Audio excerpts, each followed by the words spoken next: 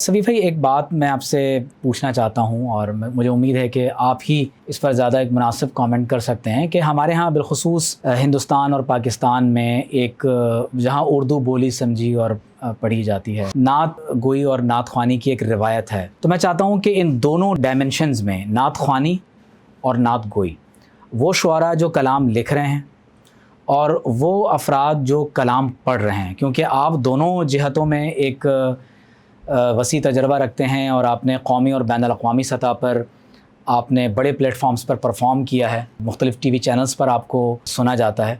तो मैं ये चाहूँगा कि पहले आप नात गोई पर कुछ आप फरमाएं कि जो हमारे यहाँ इस वक्त नए शुअरा कलाम लिख रहे हैं, किस कदर आप समझते हैं कि किन डायरेक्शंस में, डायमेंशंस में इस्लाह की ज़रूरत है, और बाज़ औक़ात बड़े बड़े शुअरा के कलाम में लोग तहरीफ़ भी कर देते हैं और वो एक नामुनासिब अंदाज़ होता है। कुरान और सुन्नत के मुनाफी बाज़ औक़ात कुछ कलाम लिख दिए जाते हैं, और बाज़ औक़ात ऐसा होता है कि शायर हुज़ूर अलैहिस्सलातु वस्सलाम की मिदहत के बजाय वो अपनी तारीफ़ जो है वो करता है। तो मैं चाहता हूँ कि पहले आप नात गोई पर ज़रा आप कमेंट करें और फिर मैं चाहूँगा कि नात ख़्वानी पर हम उसके बाद बात करें। देखिए, नात गोई को समझने के लिए सबसे पहले हदीस रिसालत मआब सल्लल्लाहु अलैहि वसल्लम में देखना पड़ेगा, उस मंज़र को देखना पड़ेगा। वहाँ नबी करीम सल्लल्लाहु अलैहि वसल्लम की खालिस तारीफ़ और तौसीफ़ हुई है। सुभान अल्लाह। उसकी वजूहात थी, और वो वजूहात आप सब जानते हैं कि क्यों नात गोई वजूद में आई। रसूलुल्लाह सल्लल्लाहु अलैहि वसल्लम ने इसे क्यों पसंद फरमाया, अपने इस फरमान के बावजूद कि जो तेरे सामने तेरी तारीफ़ करे उसका मुँह मिट्टी से भर दी। अल्लाह। इसके बावजूद अपनी तारीफ़ को अहमियत देना, क्योंकि कुफ़ार हज्व लिख रहे थे और उस माहौल में ज़रूरत थी कि रसूलुल्लाह सल्लल्लाहु अलैहि वसल्लम की तारीफ़ की जाए, और उसका फैज़ आज तक जारी हो सारी। तो उस ज़माने के जो मौज़ूआत हैं वो नबी करीम सल्लल्लाहु अलैहि वसल्लम की शक्ल व सूरत पर, उनके किरदार पर, उनके तक़वे पर, उनके खुदा से मिला देने के उसलूब पर, कि कैसे कैसे आपने वाकिफ़ किया खुदा की अज़मत से हमें, उन सारे मौज़ूआत को, उसे हम कहते हैं खालिस नात। फिर बाद में आई एक ज़माने में मक़सदी नात, फिर इस्लाही नात आई। और अब जो नात है उसका कोई डायमेंशन, कोई डायरेक्शन नहीं है, इसलिए कि अब हम उस नात के मुताले से आरी हैं, नात की इन दर्जाबंदियों को और इन मौज़ूआत को नहीं समझते। सिर्फ शेर मौजू करने की सलाहियत और नात में अब शोहरत है माशाल्लाह, हर एतबार से एक गलगला है पूरी उम्मत में नात का।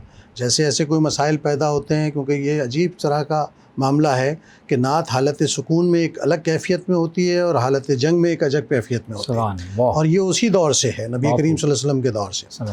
तो अब जो लोग शेर कहने की सलाहियत रखते हैं उनमें नबी करीम सल्लल्लाहु अलैहि वसल्लम से मोहब्बत तो है, हुजूर से जुड़ने का एक शिद्दत वाला जज्बा तो है, लेकिन वो शऊर नहीं है कि नात आपसे चाहती क्या है, नात माशरों को करीब करने के लिए क्या किरदार अदा कर सकती है, नात इस्लामी तालीमात के फ़रोग़ में क्या किरदार अदा कर सकती है, नात बैनुल मसालिक मोहब्बतों को पैदा करने में क्या किरदार अदा कर सकती है, क्योंकि नात मोहब्बत का नगमा है। सुभान अल्लाह। जो भी नबी करीम सल्लल्लाहु अलैहि वसल्लम की बारगाह में नात पेश करेगा वो कोई ना कोई मोहब्बत का जज्बा ही पेश करेगा, और उस मोहब्बत के दायरे से किसी को जुदा करना नामुनासिब बात होगी, लोगों को करीब करना है। तो आज का नात गो इन सारी चीज़ों से जब बेबस हो जाता है या उसके बस में नहीं होता, तो फिर वो ज़ाती इल्तिजाएँ और तमन्नाएँ लिखता है, जो नात का हिस्सा तो हैं लेकिन वैसा बलीग हिस्सा नहीं है जैसा दीन आपसे तकाज़ा करता है। नात में ख्वाहिशात का लिखना बुरी बात नहीं है, हम अपनी ख्वाहिशात भी अल्लाह और उसके हबीब की बारगाह में ही पेश करते हैं, लेकिन असल मसला ये है कि दीन के भी कुछ तकाज़े हैं, हालात का भी कुछ तकाज़ा है। वो नातें जो दिलों को गरमाएँ, जो अमल पर उकसाएँ, जो जिहाद के लिए तैयार करें, वो भी सामने आनी चाहिए। तो सब के सब एक ही रंग में रख गए, और अब तो जिंगल टाइप की चीज़ें भी आ रही हैं।